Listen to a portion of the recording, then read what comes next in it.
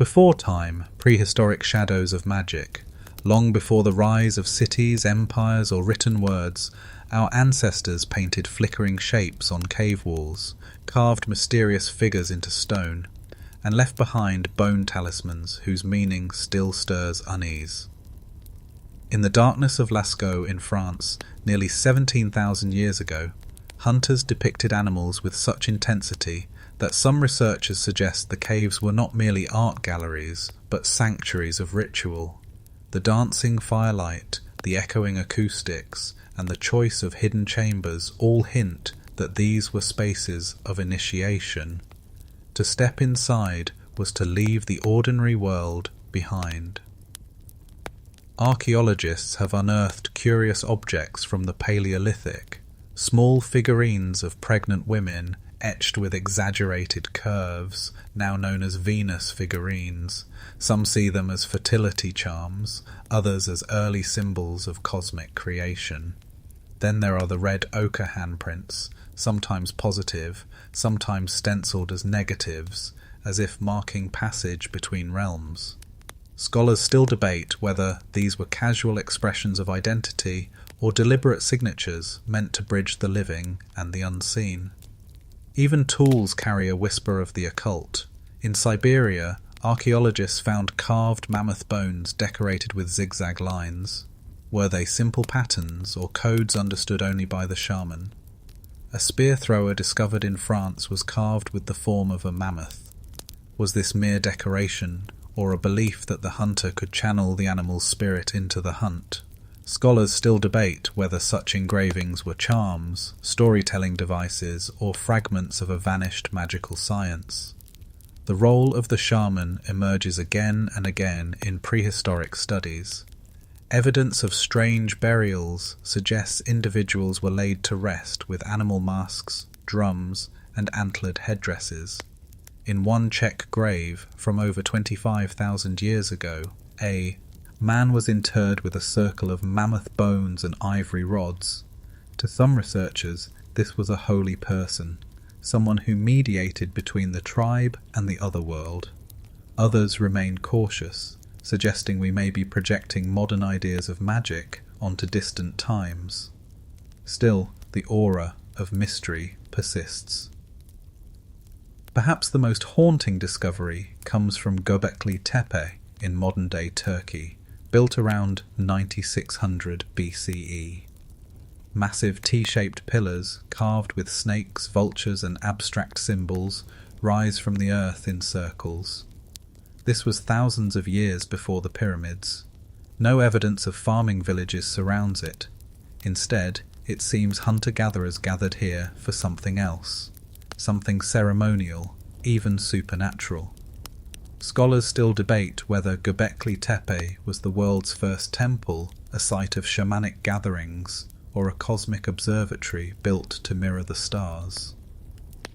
Standing in those ancient chambers, it's difficult not to feel the weight of invisible rituals pressing against the silence.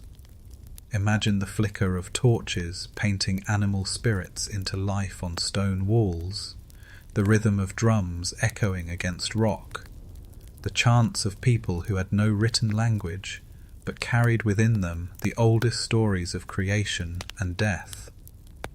For them, the boundary between survival and the sacred was thin, perhaps non-existent. The hunt was magic, the seasons were spells, the cave itself was a mouth into the underworld.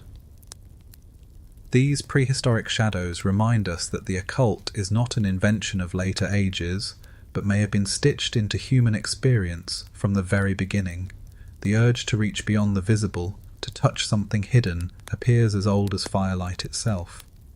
And as we step out of those caves and into the first great civilizations, the echoes of these earliest mysteries will follow us, evolving, amplifying, and leaving new secrets behind for us to unravel. Sumer's dark priests, Enki, and the hidden tablets. From the dim echoes of painted caves, our journey enters the river valleys of Mesopotamia, where humanity's first cities rose under skies heavy with starlight. Here in Sumer, some 5,000 years ago, the occult was not a fringe practice but a tool of governance. Priests walked the ziggurats of Ur and Eridu, claiming to speak for the gods. At their centre was Enki, the god of wisdom, and the watery abyss, who, according to legend, hid divine knowledge in tablets of destiny. These mythical records, it was said, controlled the order of the cosmos itself. Whoever held them could alter fate. Archaeologists have uncovered thousands of clay tablets inscribed in cuneiform, the world's earliest writing system. Some record mundane details, grain counts, trade agreements, but others contain spells and incantations. Instructions for warding off evil spirits are carved into wet clay, sometimes prescribing the use of figurines buried under doorways. In one tablet, a priest instructs a ritual of burning specific plants at midnight, the smoke carrying prayers upward. Scholars still debate whether such rituals were purely symbolic, or whether they were believed to harness forces as real as wind and water. The temple complex at Eridu, considered by many to be the world's oldest city, holds particular fascination. Here, successive layers of temples were built atop one another, each one preserving the memory of the last. At its core was the cult of Enki, who resided in the subterranean waters, the Abzu. Priests drew upon this imagery to claim their rituals opened channels between heaven, earth, and the underworld. Modern researchers have noted that the architectural layering itself may symbolize a descent into deeper mysteries, as if the entire city was a shrine to hidden knowledge. One curious artifact is the so-called Lamashtu amulet carve, D with the figure of a terrifying demoness who preyed upon mothers and infants. It was meant to be worn by women during childbirth as protection. In the cuneiform spells that accompany such objects, demons are addressed directly, commanded to depart by invoking the authority of higher gods. To the Sumerians, words themselves carried occult potency. Etched lines in clay could hold back death. Scholars still debate whether these incantations were communal performances to ease anxiety, or whether priests and worshippers truly believed the clay had binding force over spirits. There are also tantalizing whispers from later Mesopotamian legends of the Tablets of Destinies, mythical records that, when stolen by rival gods, caused cosmic chaos. Some fringe theorists suggest these myths recall lost caches of forbidden knowledge, perhaps even advanced technologies encoded in story form. Mainstream historians caution restraint, reminding us that myth is not literal blueprint. Yet the persistence of the tale, that power could be concentrated into tablets, shows how deeply the idea of hidden, written control captured the Sumerian mind. Life in the first cities was fragile. Floods, famine, and invaders loomed, and so the priestly class became indispensable. They alone claimed to read the signs, to interpret the movements of planets, or to detect omens in the liver of a sacrificed sheep. The practice of hepatoscopy, reading the future in animal entrails, was systematized here, with clay models of livers used to train apprentices. Imagine a young initiate tracing lines over the clay, learning which markings foretold victory and which warned of doom. Scholars still debate whether rulers genuinely believed these readings, or whether the spectacle itself was enough to consolidate power. The occult in Sumer was inseparable from authority. Kings needed priests, priests needed myths, and myths needed symbols strong enough to bind people together. From amulets buried in cradles to towering ziggurats aligned with the stars, the Sumerians embedded the unseen into the daily fabric of life. And from this fertile crescent, the concept of hidden, dangerous knowledge would ripple outward, seeding the next empires with their own mysteries. Egypt's secret chambers, magic of the pharaohs. From the mud-brick cities of Sumer, our journey flows westward along the Nile, where the sands guard secrets that continue to captivate the world. Ancient Egypt, flourishing for over 3 millennia, was not merely a civilization of pyramids and mummies. It was a landscape where magic, known as Heka, was woven into every layer of existence. For the Egyptians, Heka was not illusion or superstition. It was a primal force, older than the gods themselves, shaping reality like the current of a river. The pyramids at Giza rise from the desert like colossal spellbooks in stone. Scholars have long debated whether their astonishing precision and alignment to the cardinal points had purely symbolic purposes, or whether they served as giant machines of ritual power. Within the chambers, shafts point toward Orion's belt and the star Sirius, celestial markers tied to Osiris and Isis. Mainstream archaeologists argue these alignments reflect religious cosmology. Fringe thinkers whisper that the pyramids themselves functioned as conduits of energy, designed to channel the heavens into the earth. Scholars still debate whether these alignments were intentional cosmic technology or simply expressions of myth through architecture. Inside the temples of Karnak and Luxor, hieroglyphs shimmer with depictions of rituals that blur the line between statecraft and sorcery. One famous carving shows what some claim to be the Dendera light, a bulb-shaped object held by priests, connected to what resembles a cable. Academics interpret it as a lotus flower with a serpent symbolizing fertility. Yet the resemblance to modern technology continues to spark occult speculation. Was this symbolic art, or a memory of something stranger?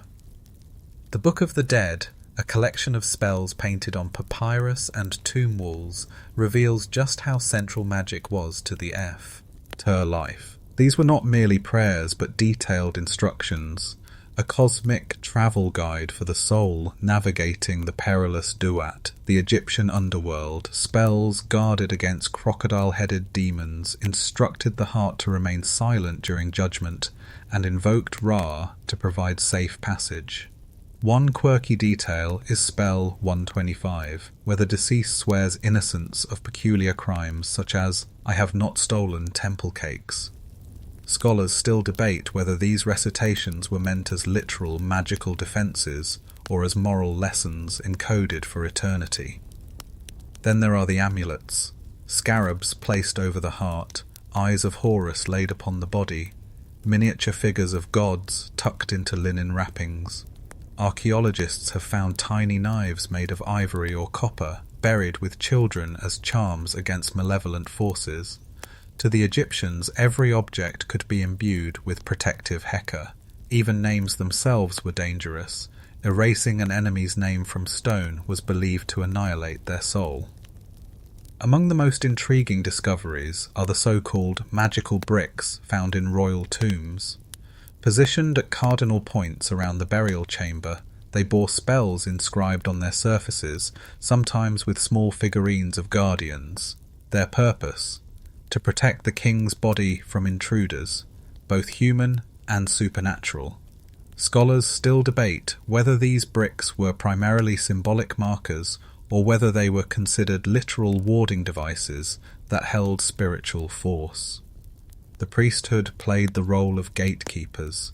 Only they could enter the hidden sanctuaries where statues of gods were awakened each morning with food, incense, and hymns. Outsiders never glimpsed these rites, but we know from temple inscriptions that priests performed rituals to animate statues, literally drawing divinity into stone. The god was not a symbol, the god was present. This blending of theete, devotion and occult invocation sustained Egypt's social fabric for centuries.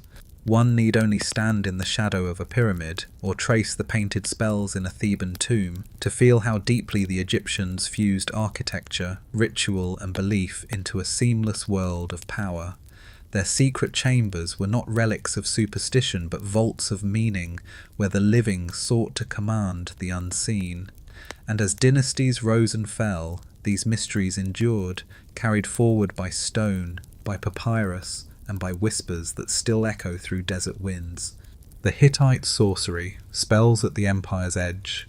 North of Mesopotamia and west of the Nile, a less familiar empire left its shadowy mark. The Hittites, who ruled much of Anatolia from around 1600 to 1200 BCE, are remembered in schoolbooks as warriors with iron weapons and chariots. But beneath their military conquests, this society also preserved one of the most extensive collections of ritual texts in the ancient world. On clay tablets unearthed at their capital, Hattusa, archaeologists have discovered ceremonies steeped in secrecy, spells for purification, banishment, and binding. Unlike the monumental splendor of Egypt, Hittite ritual was often intimate, domestic, and strange. One tablet describes a priestess leading a ritual to remove evil from a person. She fashions a figurine out of dough, dresses it in red wool, and whispers incantations as she passes it over the afflicted. Finally, the figurine is carried away to the river, symbolically taking the sickness or curse with it. This combination of sympathetic magic and practical performance suggests a belief in tangible transference. Scholars still debate whether such acts were considered psychological comfort, or if they were thought to literally draw forces from the human body into the effigy. The Hittites were cultural borrowers, drawing from Mesopotamian, Hurrian, and Anatolian traditions. Their pantheon overflowed with gods, so many that later scribes simply called them the 1,000 gods of Hatti. Among these deities, storms and mountains loomed large, perhaps reflecting the rugged geography of Anatolia. Ritual texts often invoke natural forces, commanding rivers to wash away impurity or summoning winds to scatter evil.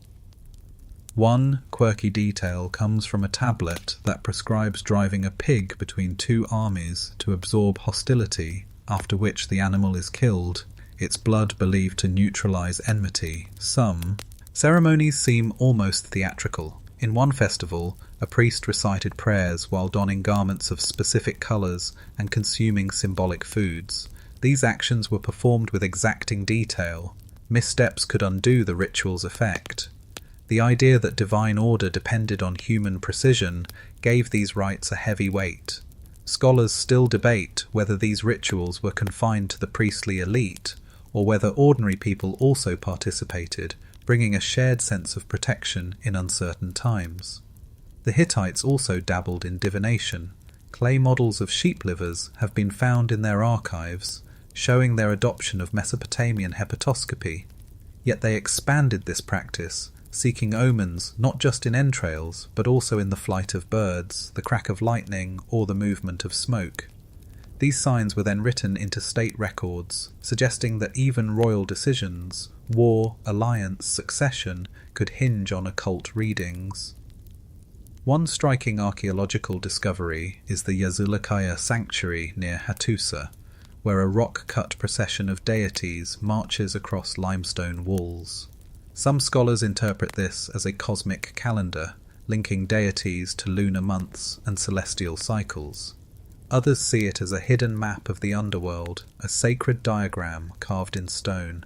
Scholars still debate whether Yazilikaya was primarily a seasonal calendar, an initiation chamber, or both, an attempt to align earthly power with divine order. The Hittite Empire eventually crumbled around 1200 BCE, swept away by the same waves of upheaval that toppled Mycenaean Greece and others in the late Bronze Age collapse. Yet the tablets of Hattusa endured, buried in the earth until rediscovery in the 20th century. They reveal a world where the line between political rule and occult practice was faint indeed. Kings consulted omens before battle. Priests whispered spells over effigy. Whole communities gathered to reenact cosmic dramas through ritual. If Mesopotamia gave us the first great myths and Egypt built monuments of magic in stone, the Hittites remind us that even on the empire's edge, hidden rituals flourished. Their sorcery was less about spectacle and more about subtle power, whispered words, symbolic acts, and the steady conviction that unseen forces could be shaped by human hands. Babylon's star priests. Astrology as absolute power. When the torch of empire passed from the Hittites and others to Babylon, the night sky became not just a canvas of wonder but a stage for control. Rising on the banks of the Euphrates, Babylon's priests, known as the Ashipu and Baru, elevated astrology from mere stargazing to an occult science that bound kings to the heavens. To them, stars were not distant suns but living deities, their movements foretelling prosperity, famine, or invasion. The great ziggurat Etemenanke, later remembered in the story of the Tower of Babel, was more than monumental pride. At its summit, priests scanned the heavens with disciplined precision. Clay tablets recovered from Babylon detail the first systematic records of planetary movements. One such archive, the Enuma Anu Enlil, compiled thousands of omens. If Venus appears in the east, the king's reign will be long. If Mars lingers, enemies will rise. Scholars still debate whether these texts were intended as strict prophecy or as coded political tools to justify decisions after the fact. Astrology in Babylon was deeply intertwined with kingship. Rulers consulted the star priests before waging war, signing treaties, or even entering a new palace. If the omens proved dire, rituals of substitution were enacted. One quirky practice involved installing a substitute king. For a short span, usually 100 days, a commoner would be placed on the throne to absorb the celestial curse, while the real monarch hid away. At the ritual's end, the substitute was executed, the danger believed to be lifted. The cruelty is chilling, but it shows the extent to which the Babylonians believed in cosmic influence. Mathematical genius also bloomed under this occult framework. Babylonian scholars developed the sexagesimal system, base 60, that still echoes in our 60 minutes and 360 degrees today. Their ABI, Liti to predict eclipses, was astonishing for their era. Some modern astronomers marvel at how precise these records remain, inscribed on fragile clay. Yet within those calculations was always a layer of divine interpretation. Numbers were not neutral, they were voices of the gods. Scholars still debate whether the mathematical skill of the Babylonians grew out of pure observation, or whether it was driven by their relentless need to anchor divine order in predictable patterns. One particularly intriguing artifact is the Venus tablet of Amisaduqa, recording the rising and setting of Venus over 21 years. To the Babylonians, Venus was Ishtar, goddess of love and war. Her brilliance could herald victory or disaster. Some modern interpreters wonder if these meticulous records were an early attempt at empirical science wrapped in ritual garments. Others insist the occult context, omens tied to each appearance, shows science and magic were indistinguishable. Scholars still debate whether Babylon should be remembered as birthplace of astronomy or as pinnacle of astrological priestcraft. The reach of Babylonian star lore spread far beyond its walls. Through conquest and cultural exchange, their systems influenced the Greeks, the Persians, and eventually the entire Mediterranean world. Even today, when horoscopes appear in newspapers and apps, they echo a lineage that began on the steps of Mesopotamian ziggurats. Imagine the atmosphere atop those terraces.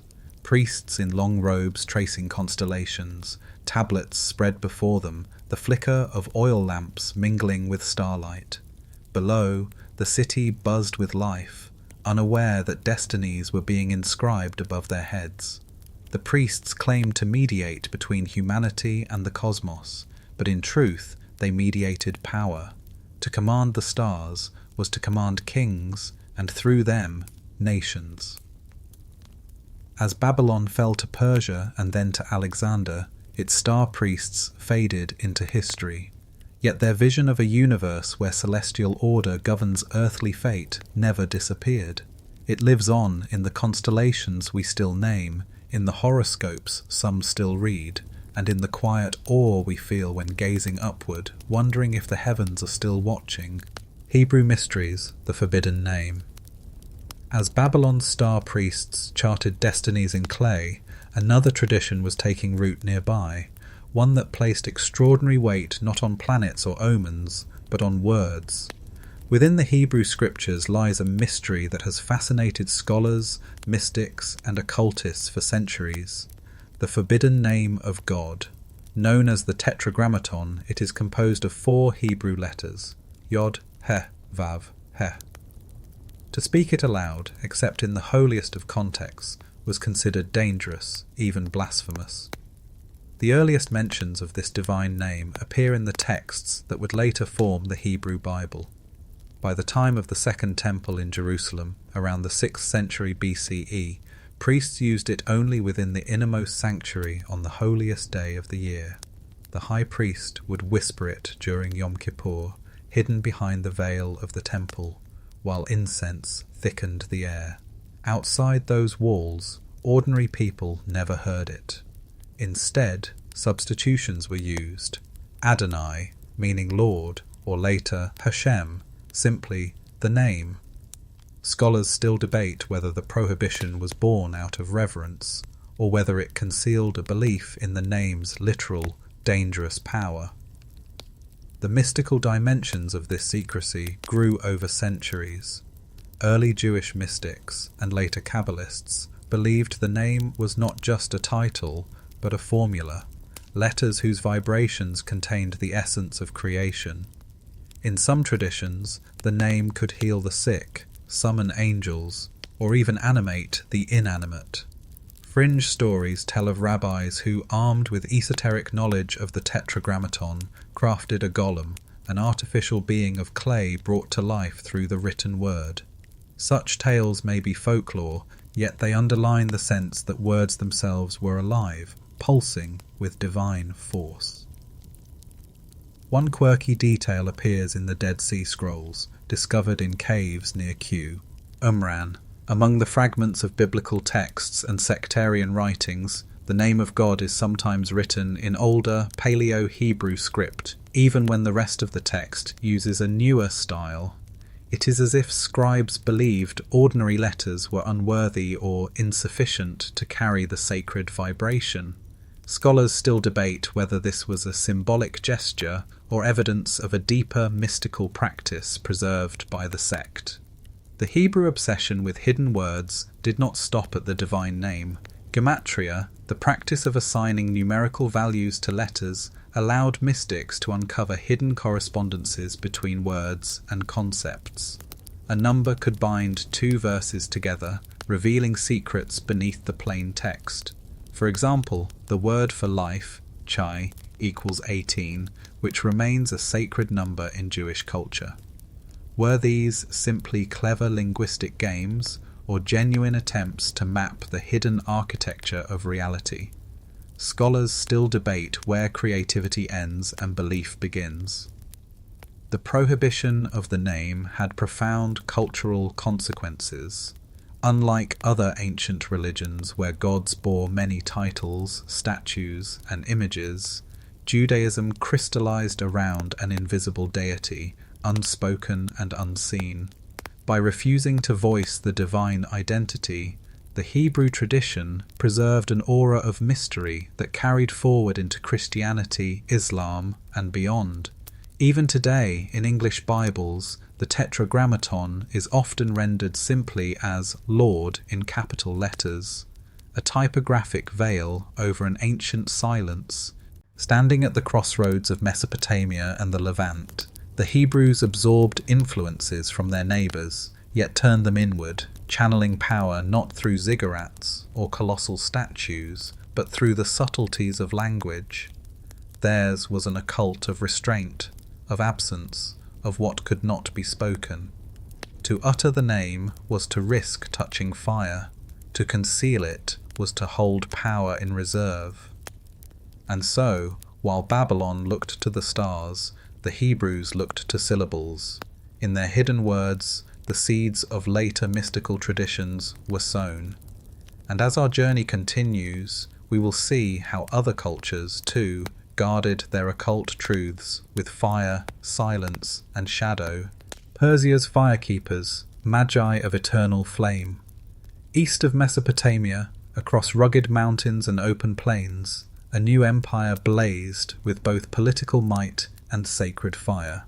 Persia, rising in the 6th century BCE under Cyrus the Great, gave the world Zoroastrianism, one of humanity's oldest living religions.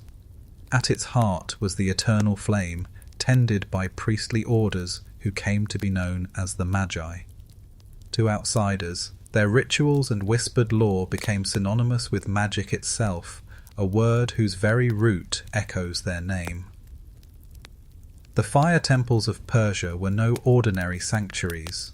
Archaeological remains, such as the Tower of Silence at Yazd and the ruins of Pasargadae, suggest sacred fires were carefully maintained, never allowed to extinguish. To the Zoroastrians, fire was not worshipped as a god, but revered as the purest symbol of Asher, cosmic truth and order. Priests fed it with fragrant woods, chanting hymns from the Avesta, their holy scripture. Scholars still debate whether these flames were seen as literal embodiments of divinity or as symbolic mirrors of cosmic energy. The dualistic vision of Zoroaster, or Zarathustra, reshaped ancient thought. The world, he taught, was a battlefield between Ahura Mazda, Lord of Light, and Angra Mainyu, the spirit of destruction. Humanity stood in the middle, its choices tipping the balance. This cosmic drama influenced later faiths profoundly, laying the groundwork for concepts of angels, demons, heaven, and hell. Yet the Magi did not simply preach, they enacted. Rituals sought to strengthen light over darkness, to align human communities with the celestial order. Among the more curious practices recorded by Greek observers was the use of haoma, a sacred drink prepared by the Magi. Pressed from a mysterious plant, it was said to grant visions, strength, and divine favour. Some modern scholars compare it to the Vedic soma of Ansia, and India, suggesting a shared Indo-Iranian root. Others propose psychoactive properties. Scholars still debate whether haoma was a mind-altering sacrament or a symbolic ritual beverage, whose true recipe is now lost. The influence of the Magi spread beyond Persia. Herodotus, writing in the 5th century BCE, describes how Magi were consulted for sacrifices and divinations. They claimed mastery over dreams, omens, and the stars. The Bible itself mentions them obliquely. The wise men from the East, who visited the infant Jesus, were remembered as Magi. By then, the title had already become shorthand for occult wisdom. One quirky legend tells of the eternal fires of Azerbaijan's Absheron Peninsula, where natural gas seeped from the earth and ignited spontaneously. These flames, burning for millennia, became shrines for Zoroastrians, linking the raw geology of the land to the divine. Even today, pilgrims still visit sites like Ateshgah, where fire altars echo rituals that predate recorded history. Zoroastrian cosmology also produced an elaborate system of ritual purity. Corpses, considered polluting, could not be buried or burned. Instead, bodies were left atop towers of silence to be consumed by vultures, ensuring that earth, fire, and water remained unsullied. To later outsiders, this practice appeared grim and otherworldly, yet it was grounded in a profound respect for the natural elements. Scholars still debate whether the emphasis on purity was primarily theological or whether it also served practical health purposes in ancient cities. The Magi's role was more than ceremonial. They advised kings, interpreted omens, and maintained a lineage of esoteric knowledge passed through oral tradition. Their reputation became so widespread that even in Hellenistic and Roman times, to study magic was to imitate the Persians. The word itself carried a trace of those firelit temples where robed priests whispered to eternal flames. Persia's firekeepers remind us that the occult was not always shadowy or sinister. Sometimes it blazed openly in the heart of empire, sanctified by ritual and continuity, and though Zoroastrianism would shrink in the face of later conquests, the Magi's legacy lived on. in language, in ritual, and in the enduring image of fire as a bridge between the human and the divine. Greece's hidden schools, from oracles to Eleusis. As Persia's sacred flames burned in the east, across the Aegean Sea, the Greeks were weaving their own tapestry of mystery. Public temples and civic festivals dazzled with grandeur, but beneath the sunlight of democracy and philosophy, shadows of secret knowledge lingered. Nowhere is this clearer than in the hidden schools and mystery rites that defined Greece's spiritual landscape. Foremost among these was Delphi, perched on the slopes of Mount Parnassus. Here the oracle of Apollo spoke in riddles from a smoky chamber. Ancient writers describe priestesses, known as Pythias, inhaling vapours from cracks in the earth, falling into trance and delivering cryptic answers. Archaeologists have confirmed that geological fault lines beneath the site release gases like ethylene, which can induce altered states. The scientific explanation is intriguing, yet the uncanny accuracy with which rulers and generals trusted these pronouncements remains. Scholars still debate whether the oracle's power lay in genuine trance visions, priestly manipulation, or the suggestive potency of ambiguous words. The Greeks also nurtured what became the most famous of all initiatory rites, the Eleusinian Mysteries. For nearly 2,000 years, from around 1500 BCE to late antiquity, citizens gathered in secrecy outside Athens to honour Demeter and Persephone. Participants swore oaths never to reveal what they saw inside the telesterion, the great hall of initiation. What we know comes only from fragments, a sacred drink called kikeon, dramatic reenactments of myth, and, at the climax, a revelation said to transform the soul forever. Cicero himself wrote that these rites taught the very beginnings of life and offered hope for what followed death. Scholars still debate whether the experience was mystical vision induced by ritual drama, or whether psychoactive substances in the kikeon opened hidden doors of perception. Beyond Eleusis, other mystery cults flourished. Followers of Dionysus engaged in ecstatic rites of music, dance, and sometimes frenzy, blurring lines between human and divine. The cult of Orpheus whispered of secret teachings about the soul's journey, carrying hints of reincarnation and liberation. To outsiders, these practices seemed wild or dangerous. To initiates, they promised intimate contact with divinity. Greek philosophers themselves were not immune to occult interests. Pythagoras, remembered as a mathematician, ran a brotherhood where numbers were sacred symbols, each carrying cosmic meaning. His followers swore secrecy and pursued purification through music, diet, and geometry. Plato, too, wrote of higher realities and hidden truths accessible only through disciplined contemplation. Was Greek philosophy a rational break from mystery, or an extension of it cloaked in reason? Scholars still debate whether the line between philosophy and mysticism ever truly existed in Greece. One quirky detail emerges in reports of incubation rituals, where seekers slept in temples to receive healing or prophecy through dreams.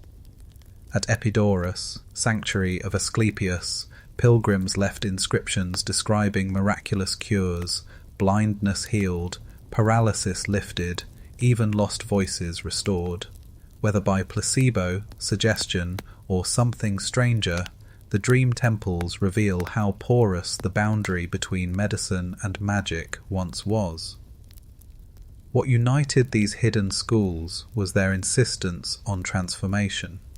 Unlike civic religion, which was public and communal, mysteries demanded initiation, secrecy, and personal change. To pass through them was to be altered, to carry knowledge not easily spoken. The Greeks understood that truth might come less from argument than from experience, less from daylight than from ritual perfect. Armed in shadows, standing today among the ruins of Eleusis, little remains but broken stone. Yet if we close our eyes, we can almost hear the solemn processions winding from Athens, torches flickering against the night, initiates chanting as they approach the secret chamber. Inside, whatever they saw, they swore never to reveal. And perhaps that silence preserved across centuries, is itself the greatest testament to the power these mysteries once held.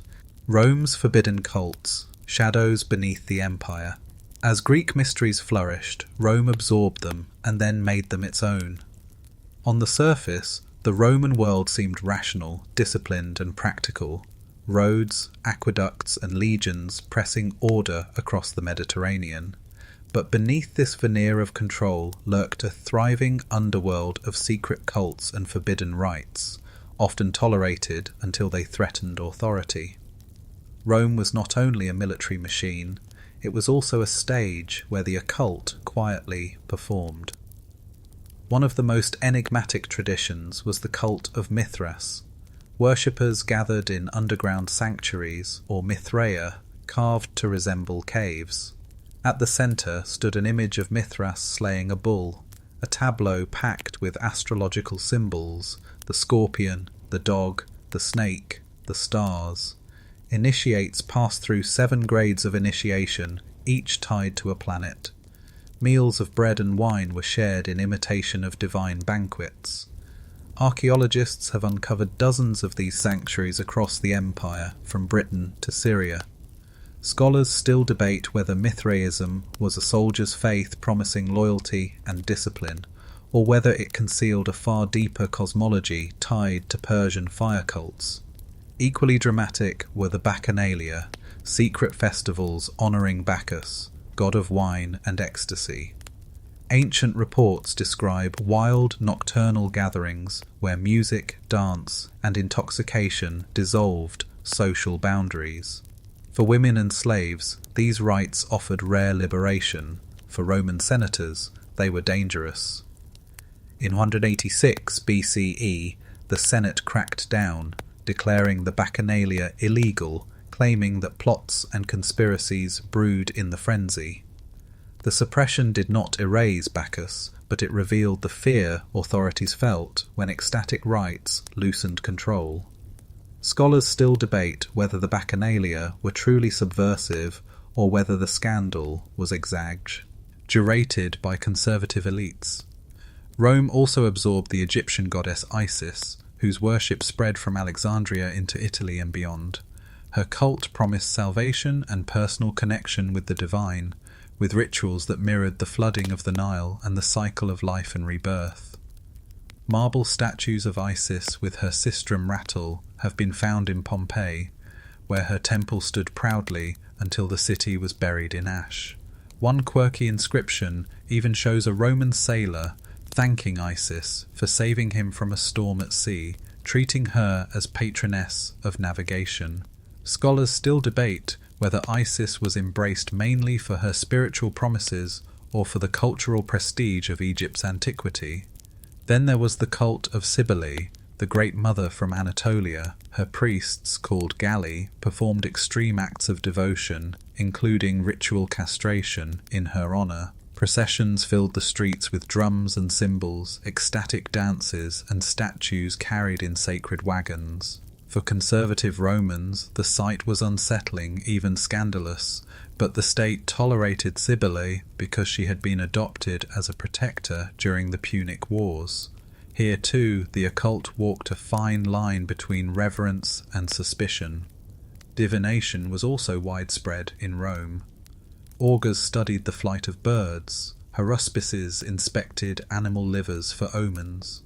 These practices, borrowed from the Etruscans, were considered essential for state decisions. Yet alongside official rituals, darker arts persisted: necromancy, curse tablets, and binding spells etched on thin sheets of lead. Archaeologists have found dozens buried in wells and graves, inscribed with pleas to the underworld: "May Marcus never win in court," or "May Julia's love burn like fire until she returns." To Romans, these were everyday acts of occult petitioning. Scholars still debate whether such spells were desperate private gestures or whether they were believed to carry real communal force. The Roman world was thus layered: above, temples to Jupiter and Mars; below, caves echoing with secret chants to Mithras, wine-soaked dances for Bacchus, and whispered curses sealed in lead. This hidden network did not merely complement the empire, it challenged it, offering alternative paths to salvation, ecstasy, or power.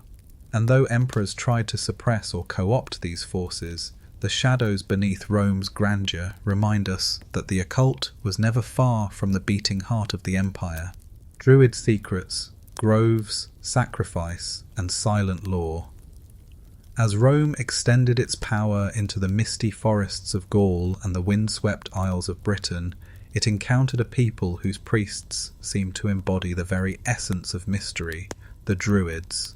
They left no written records of their own, and so their secrets survive only through archaeology and the suspicious accounts of their conquerors. Yet even through these fragments, the image that emerges is of a priesthood bound to nature, ritual, and a knowledge deliberately veiled from outsiders. Julius Caesar, writing in the 1st century BCE, described the Druids as judges, teachers, and spiritual leaders who held authority across Celtic lands. They were said to memorize vast bodies of law, passing wisdom orally from generation to generation, never committing it to writing. Caesar claimed this secrecy was intentional. Sacred teachings should not be trivialized, nor shared with the uninitiated.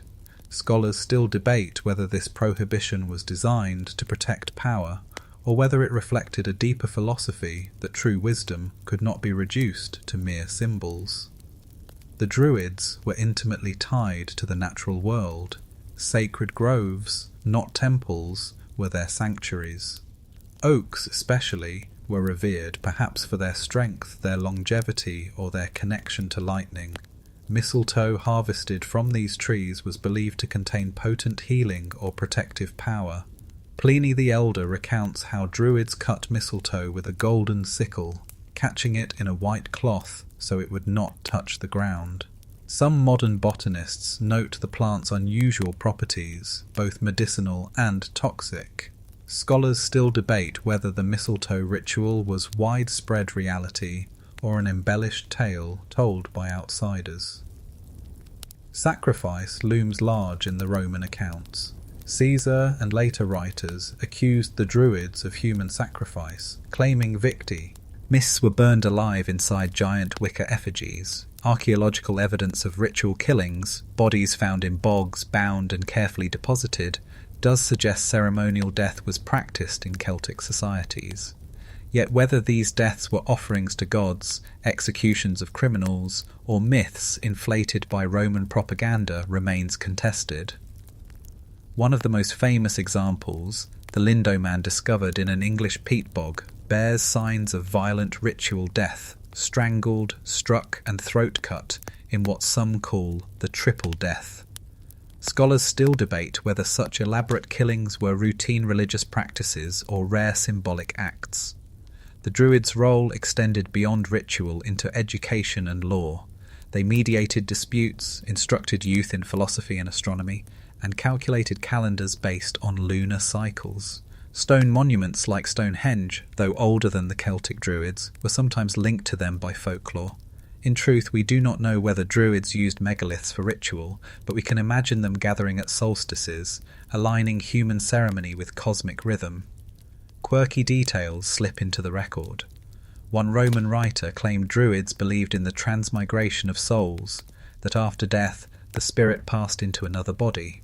This doctrine, if true, would have placed them closer to Pythagoras than to their European neighbours. Whether invention or reality, the belief hints at how the Druids may have conceived of death not as an ending, but as a passage through hidden cycles. When Rome finally conquered Celtic lands, it systematically dismantled Druidic authority. Sacred groves were cut down, gatherings banned, and the priesthood criminalised. The Druids, once powerful voices in their societies, slipped into silence. Yet their mystique never vanished. Medieval writers, Renaissance occultists, and modern revivalists have all reimagined them as sages of forgotten wisdom. Standing amid ancient oaks or on windswept hillsides, one can still feel the weight of their absence, knowledge deliberately unrecorded, secrets left to the forest. Whether feared sorcerers, wise philosophers, or something in between, the Druids remain one of antiquity's most tantalizing shadows, their lore whispered only by trees and stones. Africa's ancestral power, spirits, masks, and bloodlines. Beyond the reach of Rome's legions and Celtic groves, the vast landscapes of Africa nurtured spiritual systems that pulsed with deep ancestral power. Across the continent, from the Nile Valley to the forests of West Africa, the occult was not a hidden fringe, but the living heartbeat of community. Here, the boundary between human and spirit was porous, and ritual objects, masks, drums, and carved figures were not symbols alone, but vessels for invisible forces. Archaeological evidence from the Nok culture in present-day Nigeria, dating as far back as 1000 BCE, reveals terracotta figures with haunting eyes and stylized features. Some scholars argue these were not mere decorative pieces, but ritual items used to channel spiritual presence. Later, in Yoruba traditions, carved masks and statues represented Orisha, divine intermediaries between humans and the supreme creator. When dancers wore these masks during festivals, they did not simply depict the gods, they became them. Scholars still debate whether these performances were seen as literal possession by spirits or as symbolic theatre binding community and cosmos. The role of ancestors was central. In many African traditions, the dead did not depart, but remained active, guiding, protecting, or punishing the living. Shrines and altars in family compounds often housed offerings of food, drink, or kola nuts to maintain this delicate balance. In the kingdom of Ife, royal legitimacy itself was tied to sacred bloodlines believed to descend from gods. To challenge authority was to defy a cosmology rooted in ancestry. One quirky detail comes from the Dogon people of Mali, whose complex cosmology describes star systems invisible to the naked eye. Some claim this is evidence of extraordinary ancient knowledge, though most scholars attribute it to later cultural exchanges. Still, the precision of their myths keeps debate alive. Masks in African ritual were not static objects. They moved, sang, and breathed through the bodies of dancers. In Mali's Dharma ceremonies, towering wooden masks represented spirits escorting souls of the dead into the afterlife. In Igbo traditions, masked figures enforced law and mediated disputes, embodying ancestral authority in a visible form. The performance itself was a cult, a moment when the veil between everyday life and the spirit world was lifted. Scholars still debate whether these rituals were primarily religious, political, or both at once. Occult practices also extended into healing and protection. Diviners, often called by names like Babalawo among the Yoruba, interpreted patterns in cowrie shells or sacred chains to uncover hidden truths. Herbalists combined practical medicine with incantations, blending science with spirit. Archaeological finds of medicine bundles, wrapped herbs, bones, and beads suggest that these traditions stretch far back into antiquity. To modern eyes, they resemble amulets. To the communities who used them, they were concentrated points of power. Bloodline itself was mystical. In some kingdoms, kings were seen not merely as rulers, but as living embodiments of sacred energy. In ancient Nubia, queens known as Kandaks held immense power, their regalia rich with solar and serpent symbols. The link between sovereignty and occult force was so strong that coronations often included elaborate sacrifices or rituals designed to bind rulers to the land. Scholars still debate whether these rites were primarily political theatre or genuine attempts to fuse human bloodlines with divine essence. A quirky and often misunderstood element is the idea of sacred twins. In several West African cultures, twins were regarded as beings with unique spiritual significance, sometimes feared, sometimes revered. Figurines of twins carved and cared for acted as protective anchors in families. To outsiders, this appeared unusual. To insiders, it was part of a worldview in which balance, duality, and ancestral connection were inseparable. Across Africa, the occult was woven into the very structure of society, not hidden in secret chambers, but danced in public squares, sung in drum beats, and spoken in proverbs. The unseen was not distant, it was present, embodied in ancestors, gods, and masks that turned wood and pigment into breathing spirit. And though many of these traditions would later face suppression under foreign empires, their rhythms and mysteries endured, echoing across centuries in both ritual and memory. India's hidden paths, tantra and sacred energy. While Africa's ancestral rhythms shaped the living world, in the Indian subcontinent, the occult found its expression through maps of the unseen body and the cosmos intertwined. From the Vedic hymns of 1500 BCE to later tantric texts, India nurtured a tradition that saw reality as layered, permeable, and alive with power waiting to be tapped. Here, the occult was not separate from religion or philosophy. It was the hidden current flowing beneath them all.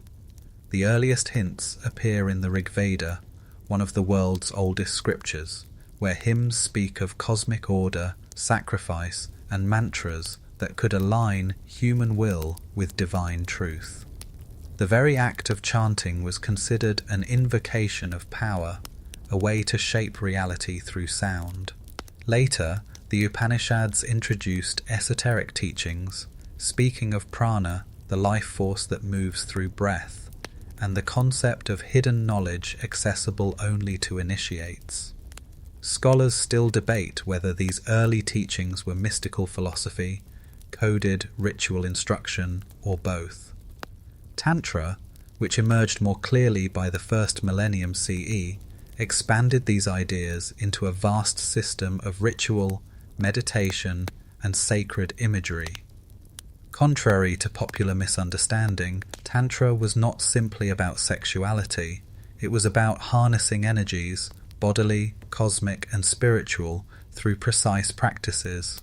Texts describe subtle channels within the body, called nadis, and centers of energy known as chakras. By visualizing, breathing, and chanting in exact ways, practitioners sought to awaken Kundalini, a coiled serpent of energy resting at the base of the spine. Scholars still debate whether such descriptions were metaphorical maps of consciousness or references to real physiological experiences induced by meditation.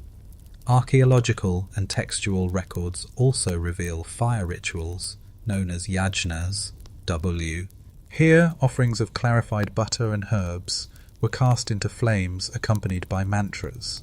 Fire, as in Persia, was not merely symbolic, but a living bridge between human and divine. In some tantric traditions, practitioners performed secret midnight rites in cremation grounds, confronting mortality directly to transcend fear. To outsiders, these rituals appeared macabre, but within their context, they were paths to liberation. One quirky detail appears in medieval tantric manuals describing the use of yantras, intricate geometric diagrams drawn on cloth, stone, or copper. At first glance, they are simple patterns of triangles, circles, and lotus petals, yet initiates believed these designs were cosmic blueprints, portals into divine realities.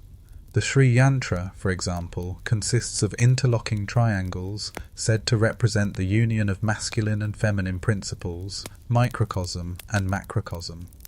Scholars still debate whether yantras were aids to meditation, symbolic representations of philosophy, or actual ritual devices believed to radiate power. The line between mainstream and occult was always thin in India.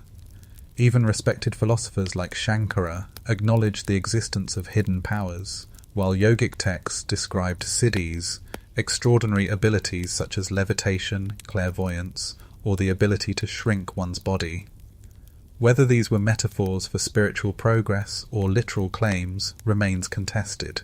Yet the persistence of such ideas shows how deeply the occult was woven into the spiritual fabric of the land. Tantric traditions also emphasized the role of the guru, or teacher, whose whispered instructions carried authority beyond written texts.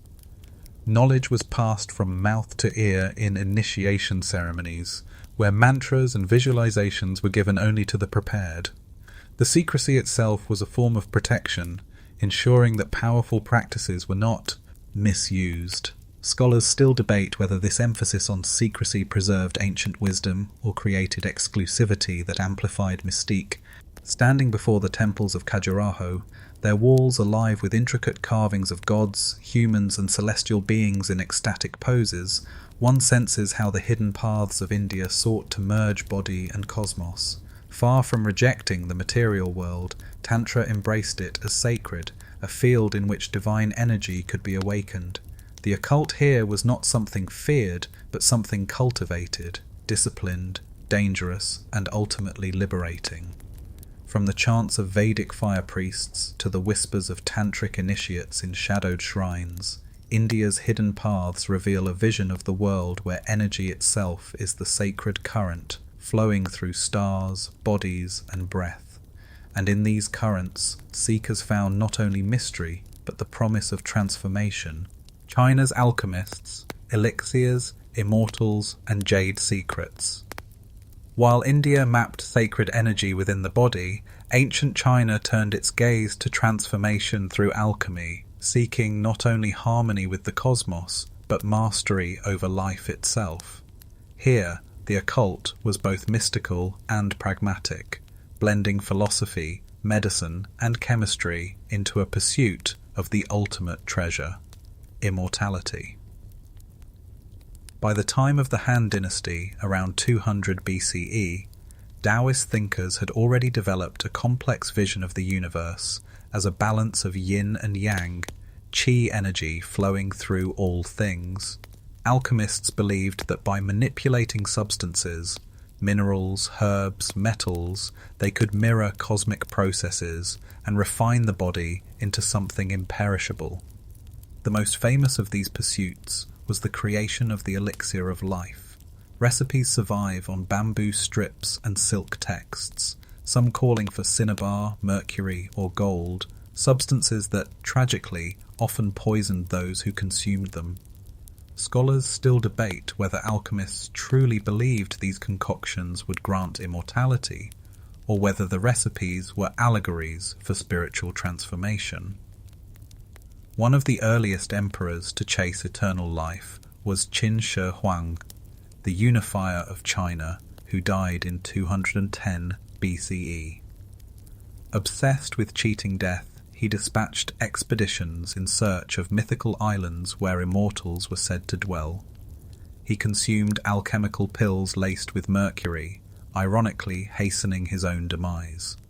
Yet his tomb, guarded by the famous terracotta army, was designed as an eternal empire underground, rivers of mercury said to flow within, a grim echo of his futile quest.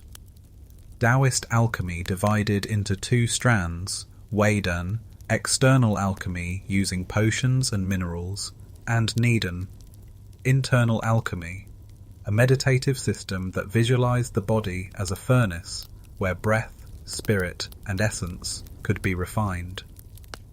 Practitioners described Cirque, ulating energy through channels, fusing yin and yang within, and nurturing an immortal embryo of spirit. Scholars still debate whether these practices were purely symbolic, or whether adepts believed they could literally transform flesh into something undying. Quirky details abound in Chinese occult traditions.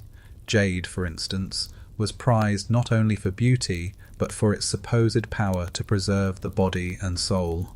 Elite burials from the Han Dynasty have revealed jade suits, garments stitched together with gold wire, covering corpses head to toe. These were believed to prevent decay and anchor the spirit in eternal rest. To modern eyes, they appear as glittering armor for the afterlife, fragile yet dazzling. Astrology and divination also flourished alongside alchemy. The Chinese developed complex calendars mapping cycles of heaven and earth, using eclipses and planetary movements to guide rulers. Oracle bones, from as early as the Shang dynasty, c. 1200 BCE, bear inscriptions of questions carved into turtle shells. Will the harvest be good? Will the king be victorious? Heat was applied, cracks formed, and diviners read the answers. Scholars still debate whether these were believed to channel divine will, or whether they provided a ritualized framework for making decisions.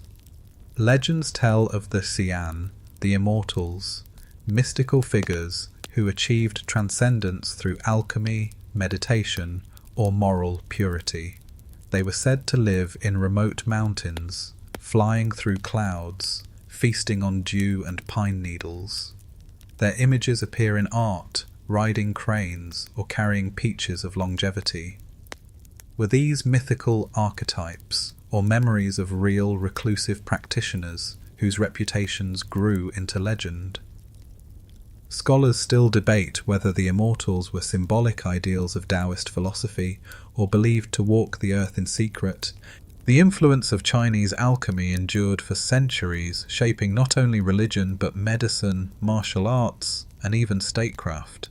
Gunpowder itself was an accidental byproduct of alchemical experiments, born from the search for immortality, yet destined to change the face of warfare. In this irony, we glimpse the dual edge of occult science, the pursuit of transcendence spawning forces of destruction. Amid mountains shrouded in mist and temples echoing with the sound of zithers, China's alchemists dreamed of bending time itself. Though many perished from their own potions, their legacy lies in the vision they carried. That hidden within minerals, within breath, within the rhythms of nature, lay the key to transformation. Their secrets, like mercury shimmering in a vessel, continue to fascinate, half poison, half promise of eternity. Mesoamerica's night sun, blood and cosmic order. Across the ocean, in the jungles and high plateaus of Mesoamerica, civilizations like the Maya and Aztecs built their own occult systems, worlds in which the sun itself was fragile, dependent on human ritual to keep burning. Here, time was not linear but cyclical, and the great calendars carved into stone were both scientific instruments and occult devices, measuring not just seasons but cosmic destinies. The Maya, flourishing from about 250 CE, developed one of the most sophisticated calendar systems in the ancient world. Their long count tracked vast cycles of time, each era destined to end in catastrophe before renewal. To them, human lives unfolded within these cosmic cycles. When archaeologists unearthed inscriptions at sites like Copan and Palenque, they found not only records of kings but predictions and rituals keyed to celestial alignments. The infamous 2012 date, widely misinterpreted in modern times, marked the end of a cycle in the Maya calendar, not the end of the world. Scholars still debate whether the Maya viewed such transitions as literal apocalypses or as symbolic renewals of cosmic order.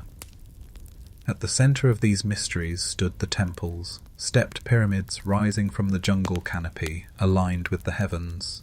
At Chichen Itza, the Temple of Kukulkan creates a stunning illusion during equinox sunsets. A serpent-shaped shadow slithers down the staircase, joining carved serpent heads at the base. This blending of architecture and cosmology suggests rituals were timed to celestial events, ensuring the gods remained fed with both awe and offerings. One quirky detail is that the temple also produces a chirp-like echo when clapped before the staircase, resembling the call of the sacred Quetzal bird. Whether accidental or intentional acoustic design, it adds to the sense of supernatural engineering for Aztecs, who rose centuries later in central Mexico, the cosmos itself was precarious. Their myths told of successive suns, world ages, each destroyed in fire, flood, or beasts. The current age, they believed, survived only through sacrifice. Human blood was the nourishment the sun required to rise each morning. This belief was not metaphor, but binding reality. At the Templo Mayor in Tenochtitlan, archaeologists have uncovered layers of offerings, skulls, obsidian knives, and carved effigies, testifying to the scale of these rites.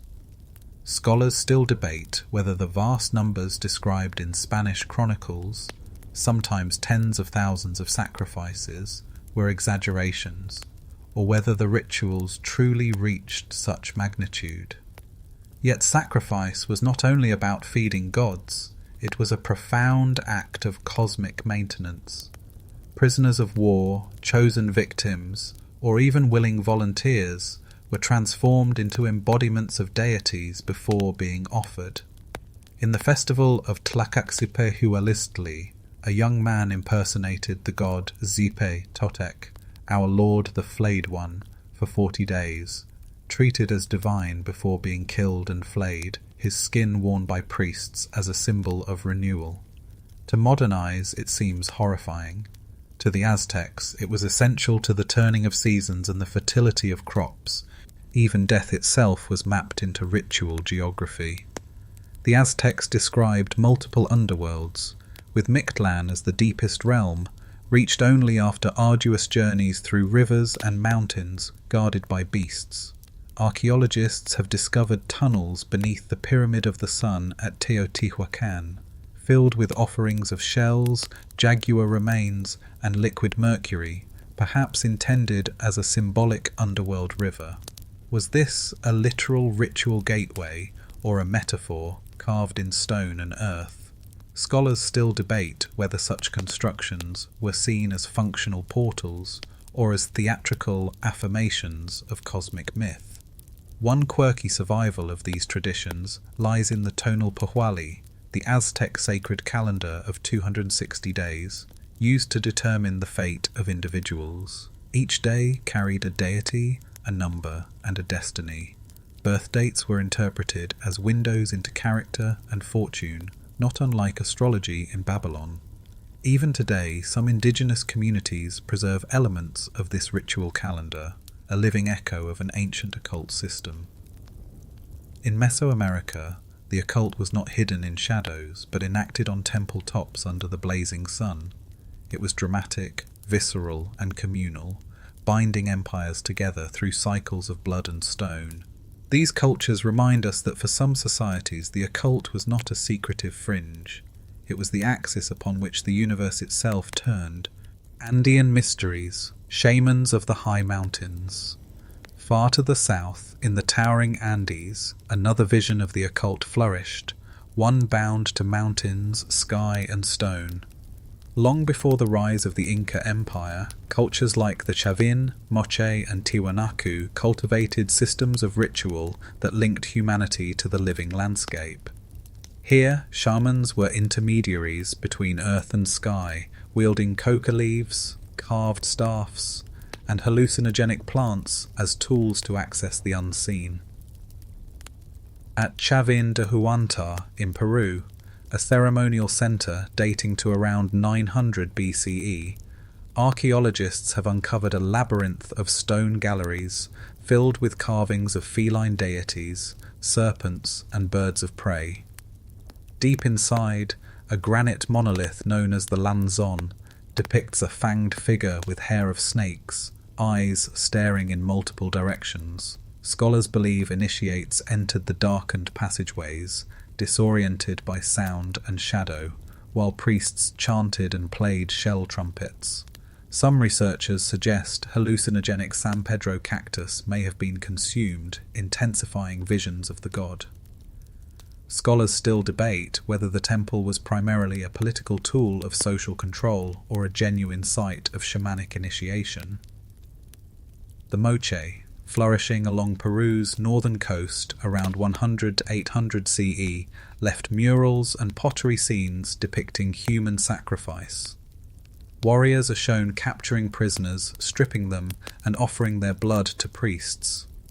One remarkable find at Huaca de la Luna revealed evidence of sacrificial victims killed during times of environmental stress, perhaps to appease the gods of rain and fertility. A quirky detail comes from depictions of figures wearing owl masks or elaborate headdresses, suggesting that priests assumed hybrid forms in ritual, embodying both human and animal. Scholars still debate whether these sacrifices were primarily symbolic acts for myth reenactment or despair rate measures in response to drought and disaster. High in the Andes, the Inca inherited and expanded these traditions. Mountains themselves, called apus, were revered as living beings, guardians of the land. Shrines dotting the high peaks were centres of offerings, where llamas, textiles, and chicha beer were left for the spirits. Most haunting are the remains of Capacocha sacrifices, children chosen for their purity, dressed in fine clothes, and buried alive or left to die in freezing peaks. In 1995, the body of a young girl known as Juanita the Ice Maiden was discovered on Mount Ampato, perfectly preserved in ice. Scholars still debate whether these sacrifices were seen as tragic offerings, honoured transitions, or both, moments when the most precious lives became gifts to the mountain gods. Divination played a central role in Andean occult practice. Shamans, or pacos, chewed coca leaves, casting them onto cloths to read patterns that revealed hidden knowledge. Others blew smoke or whistled into bone flutes to summon spirits. Even today, Andean shamans use mesa bundles of sacred objects, stones, shells, feathers, to mediate between human and divine realms. A quirky continuity remains in the use of mirrors made of polished obsidian, believed to reveal visions of past and future. Scholars still debate whether such practices originated in independent Andean cosmology or were influenced by Mesoamerican contact. Tiwanaku, near Lake Titicaca, presents perhaps the most enigmatic site. Its massive stone gateways, carved with celestial imagery, suggest a culture deeply engaged with cosmic cycles. The famous Gateway of the Sun bears a central deity surrounded by rays and animal figures. Some argue it represents Viracocha, a creator god, while others see it as a calendar carved in stone. Scholars still debate whether Tiwanaku's carvings were astronomical instruments, mythology, Cal art, or both. Standing amid the thin air of the Andes, it is easy to imagine how the environment itself shaped these beliefs. The mountains towered as gods, the skies shifted with brilliant clarity, and the cycles of rain and drought meant life was perpetually fragile. In such a world, shamans and priests carried the responsibility of maintaining balance, of ensuring that the sun rose, that the rains fell, and that the gods remained appeased. In the Andes, the occult was not distant or abstract. It was written into the peaks and valleys, into every coca leaf and carved stone. And though empires would rise and fall, the whispers of those mountain rites still echo, borne on winds that have swept the Andes for millennia. Nordic runes, magic of ice and blood. As empires rose in the Andes far to the north, another tradition emerged in the frozen lands of Scandinavia.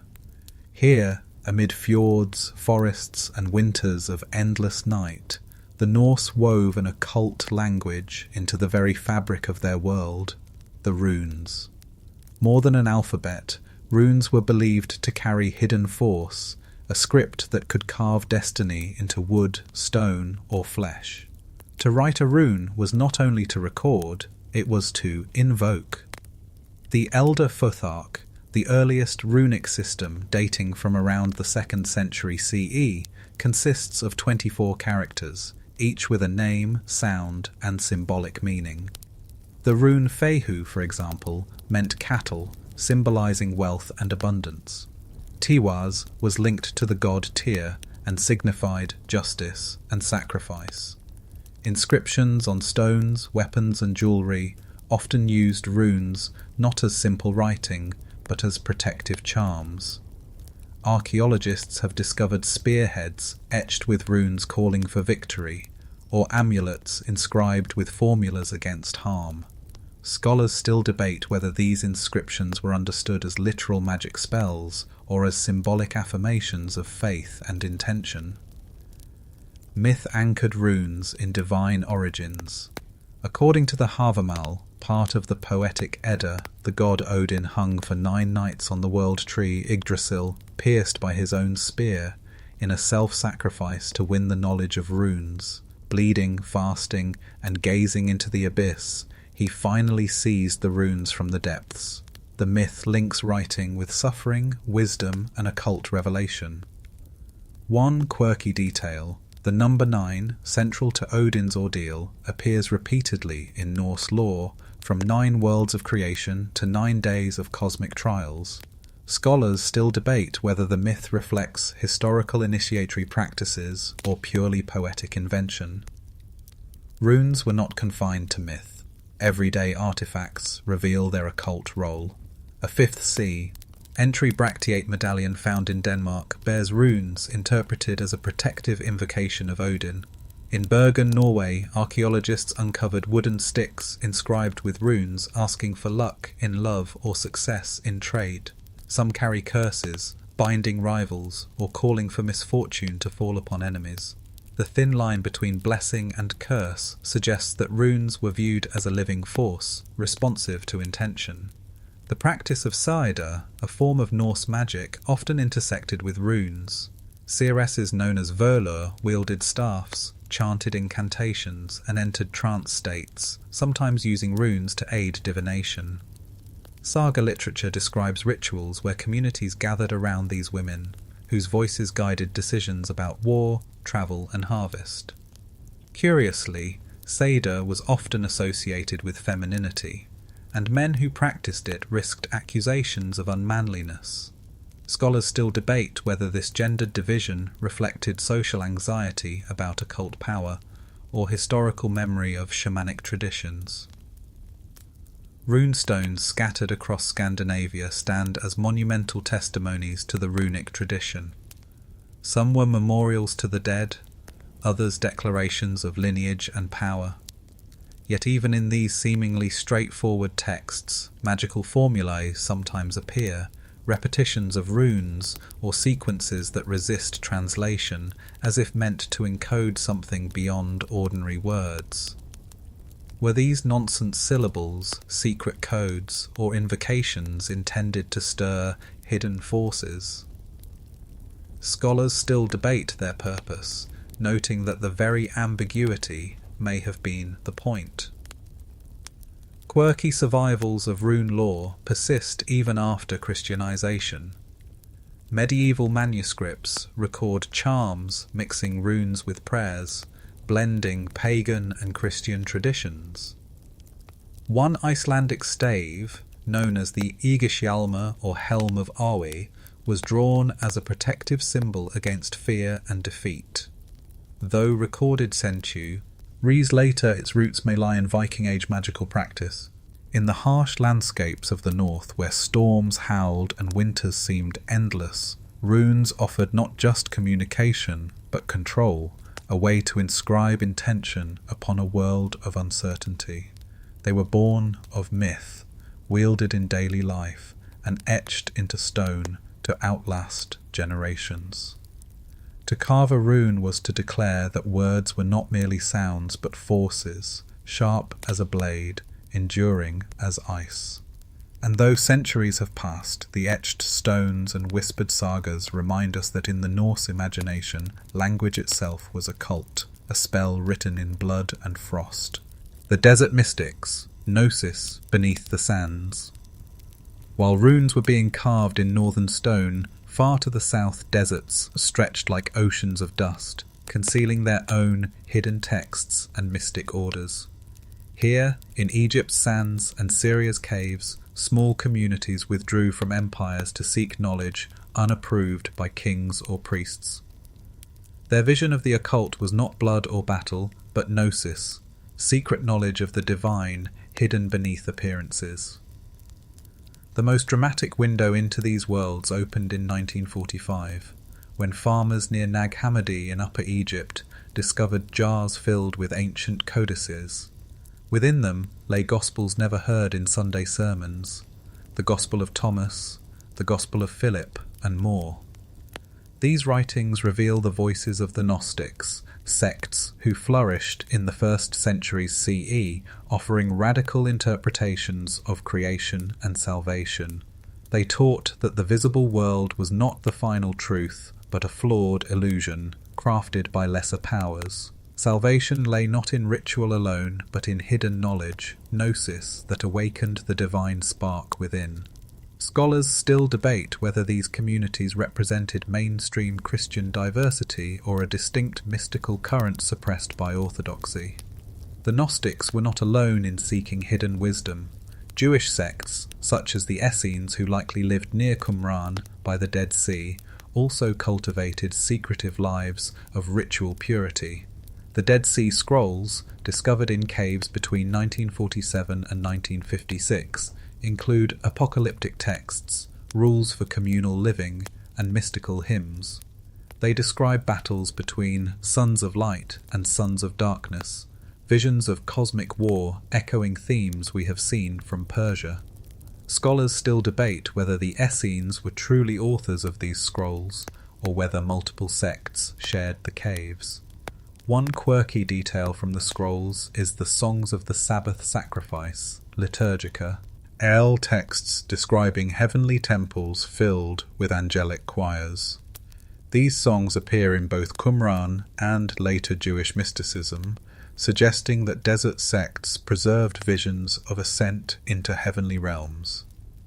Were they symbolic meditations or claims of actual mystical journeys?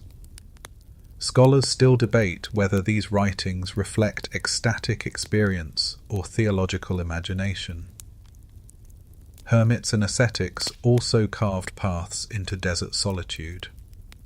By the 3rd and 4th centuries CE, Christian monks withdrew into Egyptian sands, founding the tradition of desert monasticism. Some lived in caves, others atop pillars, enduring fasting, silence, and visions. Their lives inspired later mysticism, yet they also became subjects of rumour, miracle workers, exorcists, and men who wrestled with demons beneath the burning sky. Quirky anecdotes tell of St. Anthony the Great battling physical apparitions of beasts and shadows, stories that blur the line between allegory and occult struggle. Scholars still debate whether these tales record psychological trials or dramatized hagiography. The desert itself seemed to conspire with the mystics. Its vast emptiness offered both isolation and intensity.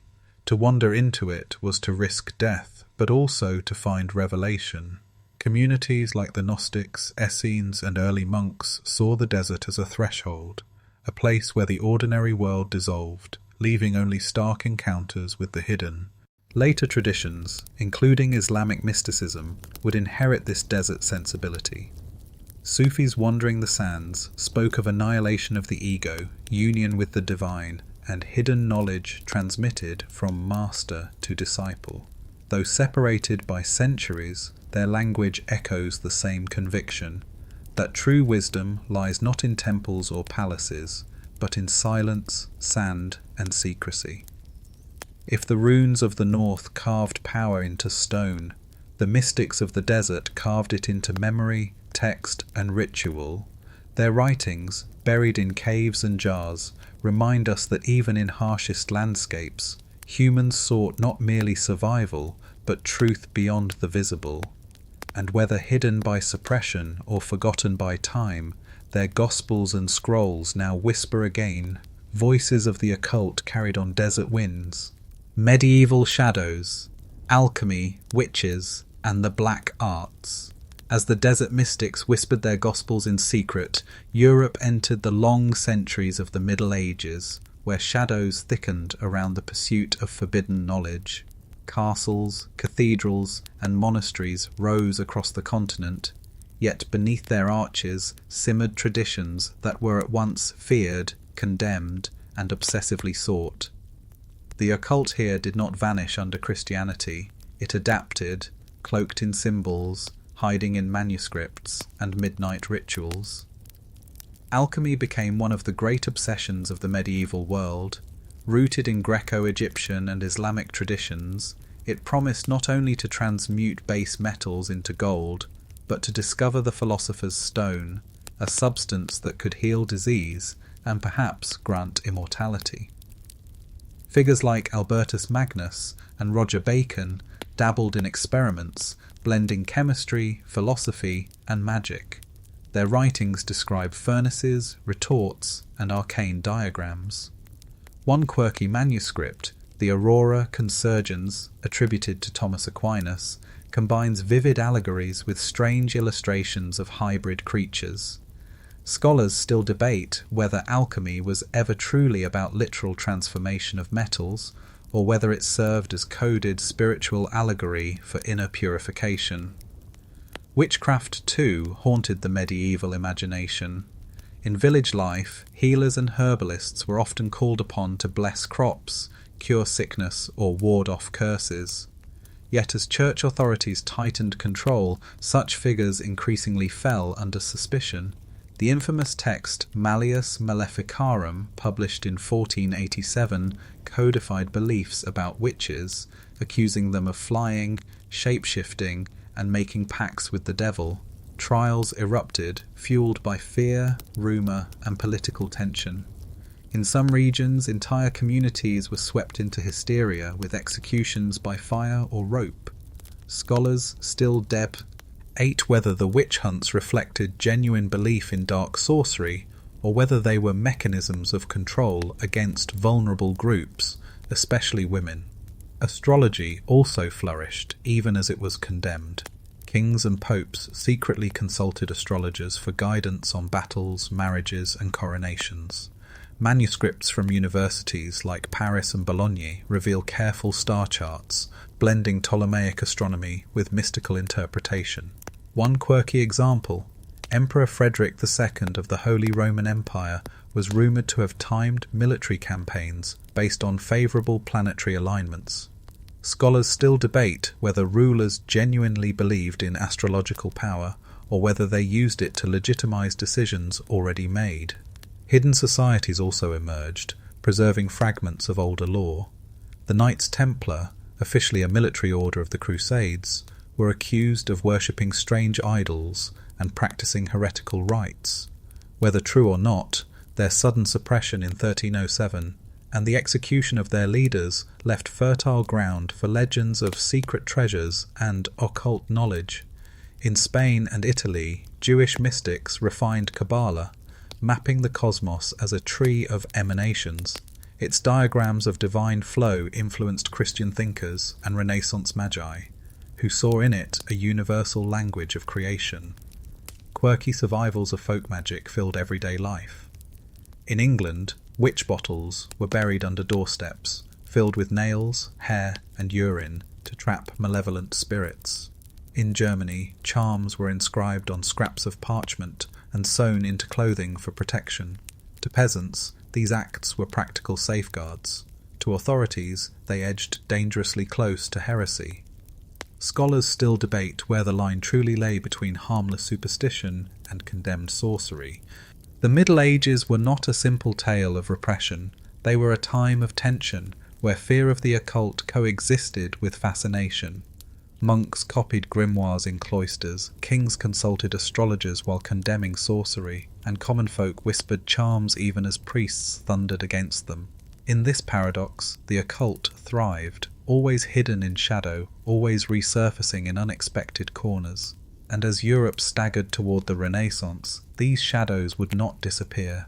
They would sharpen, transform, and re-emerge with dazzling force, alchemy dressed as science, magic cloaked in philosophy, and the old hunger for hidden knowledge rekindled under the banner of rebirth. Knights and secrets, Templars and hidden grails. As medieval Europe trembled with alchemy and witchcraft, another current of mystery flowed through the armoured ranks of crusading knights.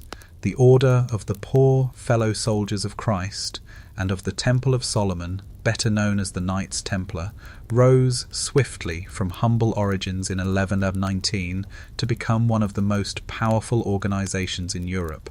Officially, Their mission was simple: to protect pilgrims travelling to the Holy Land, yet whispers soon followed that the Templars possessed knowledge and treasures far beyond ordinary crusaders.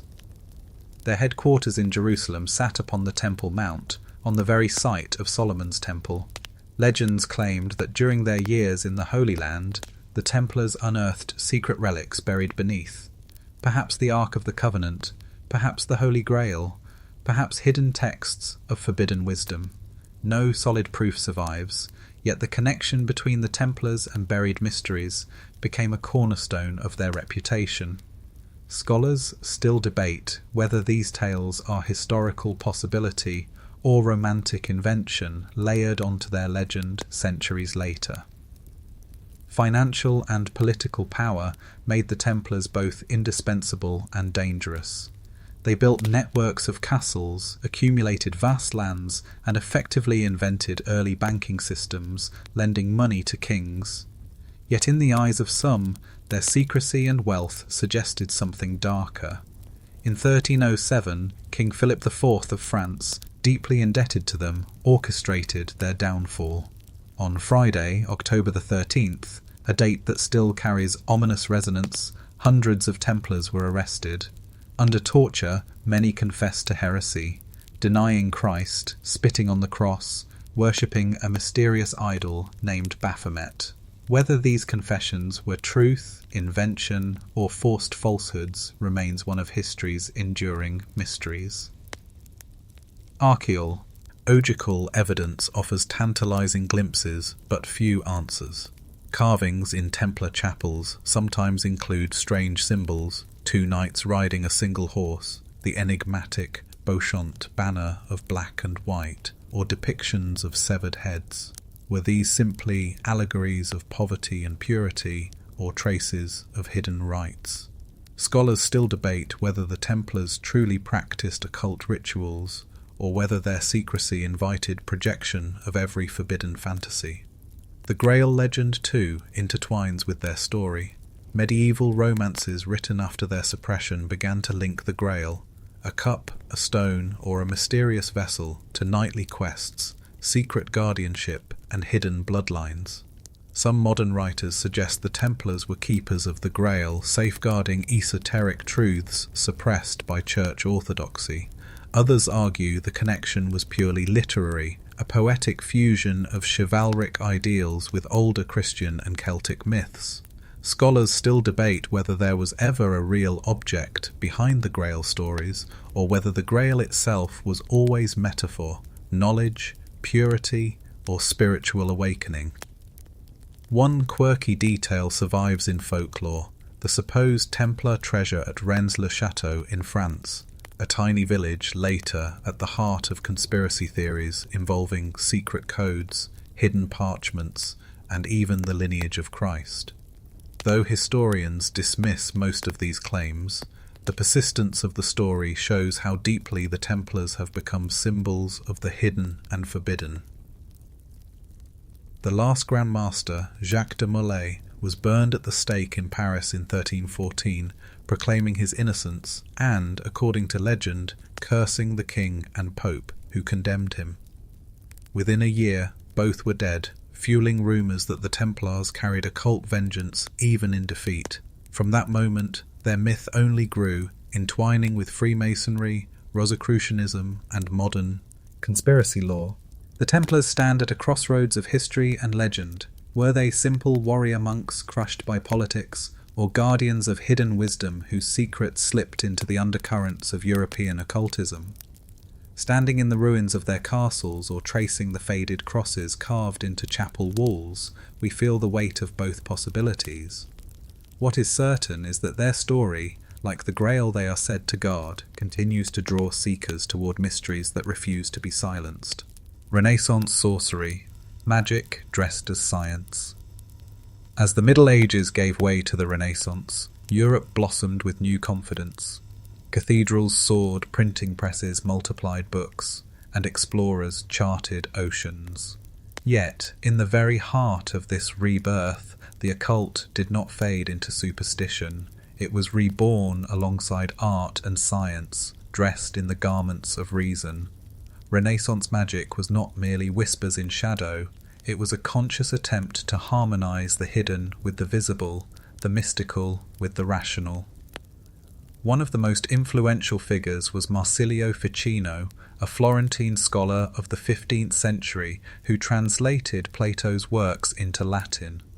Ficino also immersed himself in the Hermetic corpus, a set of writings attributed to Hermes Trismegistus, said to preserve the wisdom of ancient Egypt. To him, magic was not devilry, but natural philosophy, a way to channel cosmic forces through music, prayer, and talismanic images. He spoke of drawing down the spiritus mundi, the world spirit, into the human soul. Scholars still debate whether Ficino's practices were symbolic meditations or genuine attempts at occult manipulation of energy. From Ficino's circle arose Giovanni Pico della Mirandola, who wove together Kabbalah, Christianity, and classical thought in his daring oration on the dignity of man. To Pico, humanity stood at the crossroads of heaven and earth, able to ascend through hidden knowledge. His experiments with Hebrew letters and divine names sparked both fascination and suspicion. Some scholars see him as a pioneer of interfaith philosophy, others as a magician cloaking dangerous practices in humanist rhetoric.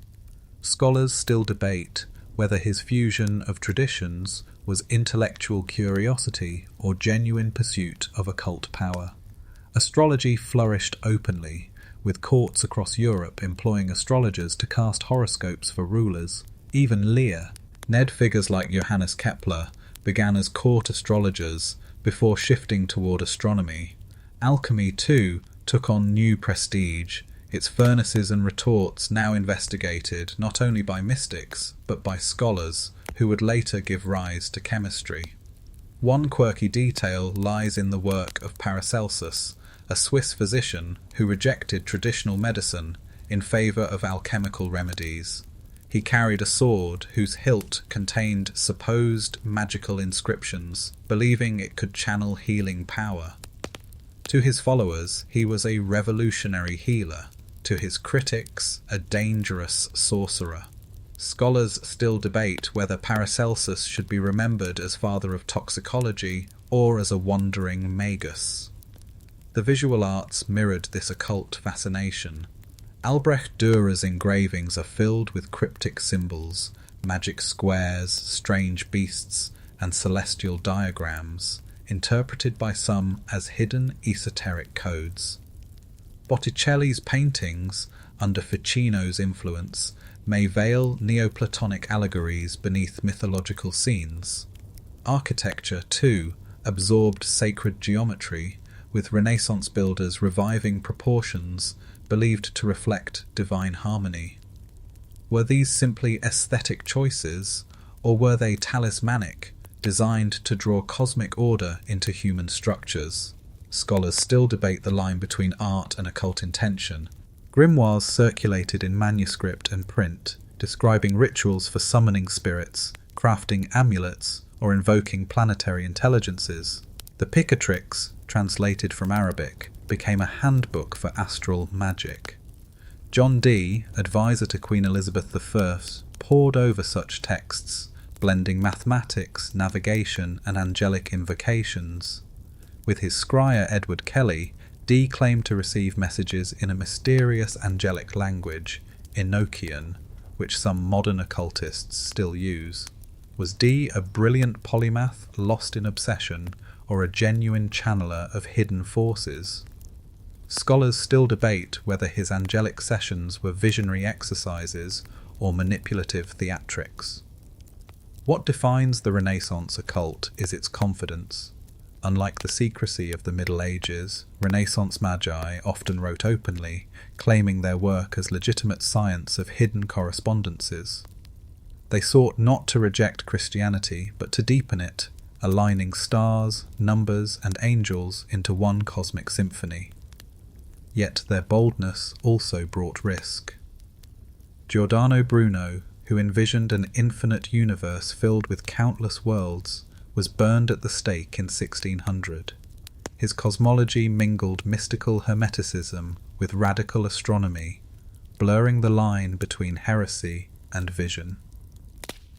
In the candlelit studies of Renaissance magi, with shelves of manuscripts and instruments, we glimpse a turning point. The occult was no longer only fearsome or forbidden. It became experimental, philosophical, and in some cases dangerously close to what we would call science. The Renaissance taught Europe that hidden forces might be charted, harmonized, and even harnessed, and in doing so it left a legacy of wonder and danger that still lingers in the foundations of modern thought, echoes into today. The ancient never left. From caves painted in firelight to the marble halls of Florence, our journey has followed humanity's long dance with the unseen. Yet the story does not end in the Renaissance. The occult, like an underground river, has continued to flow beneath the surface of modern life, resurfacing in unexpected places. Far from vanishing, the ancient mysteries evolved, adapting to new languages, cultures, and technologies, still whispering, still haunting. Secret societies became the inheritors of this fragmented lineage. Freemasonry, emerging in the early modern period, borrowed symbols from stonemasons' guilds, but layered them with echoes of Egypt, Solomon's Temple, and Hermetic philosophy. Their rituals of initiation, oaths, and symbolic architecture recall the secrecy of Eleusis or the Templars. Rosicrucians, too, claimed descent from hidden brotherhoods, promising wisdom that blended science, alchemy, and mysticism.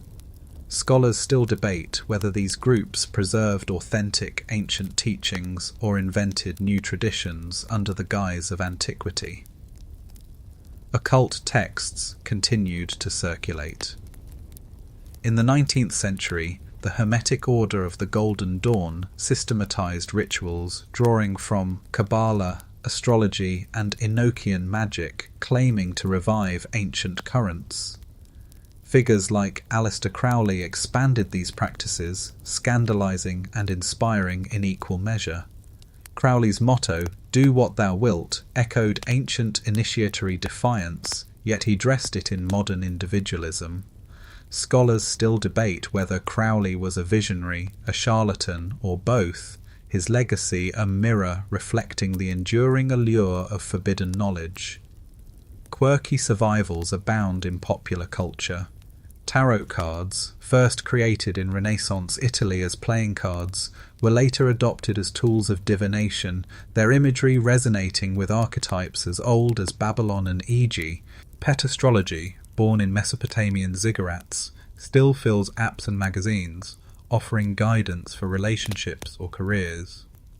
Even the idea of hidden bloodlines, whether of Christ, pharaohs, or sorcerer kings, persists in novels, films, and conspiracy theories.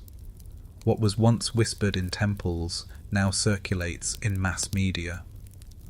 Science itself sometimes carries occult echoes. Quantum physics has inspired comparisons to ancient mysticism, though such parallels are often poetic rather than rigorous. Still, the fascination remains, the sense that hidden layers of reality might confirm what shamans, alchemists, and magi have always suggested, that the world is stranger, more entangled than it appears. Scholars still debate whether these modern appropriations reveal genuine continuity or simply our recurring human hunger for mystery. The persistence of the occult tells us something profound about ourselves. We are not satisfied with surfaces. From prehistoric caves to skyscraper cities, we sense that reality has depths we cannot easily measure. The occult, whether through ritual, symbol, or story, offers a way of reaching for those depths. It has been feared, banned, embraced, and commodified, but never silenced. Imagine a line connecting the handprint of a Paleolithic shaman, the hieroglyph of a pharaoh, the rune carved into a Viking stone, the chant whispered in a monastery, and the horoscope on a glowing smartphone screen. It is the same impulse, dressed differently. The urge to map the invisible, to speak with what lies beyond. And so when we look at the modern world, our symbols, our societies, our fascination with hidden truths, we find that the occult never truly left us. It simply changed its masks, just as it always has. The mysteries remain, waiting in plain sight for those willing to listen. Conclusion. Across 21 chapters we have walked through the shadowed corridors of human history, tracing mysteries from the flicker of cave fire to the encrypted codes of secret societies. Each culture cloaked its hidden truths differently, through numbers, stars, sacrifices, chants, or symbols carved in stone, but all pointed toward the same human yearning: to touch what cannot be touched, to name what resists naming. The occult has never been a single tradition, but a constellation of attempts to bridge worlds, to command the uncertain, to give meaning to chaos. Whether in the pyramids of Egypt, the temples of the Maya, or the manuscripts of the Renaissance, we see echoes of the same flame. Some rituals sought to heal, others to control, still others to transcend. And while scholars continue to debate their origins, purposes, and meanings, their persistence tells us what matters most. The mysteries endure because we endure. To study the occult is to glimpse humanity's hidden mirror, reflecting both fear and wonder. And perhaps that is why these stories still call to us, not because they promise final answers, but because they remind us that mystery itself is part of who we are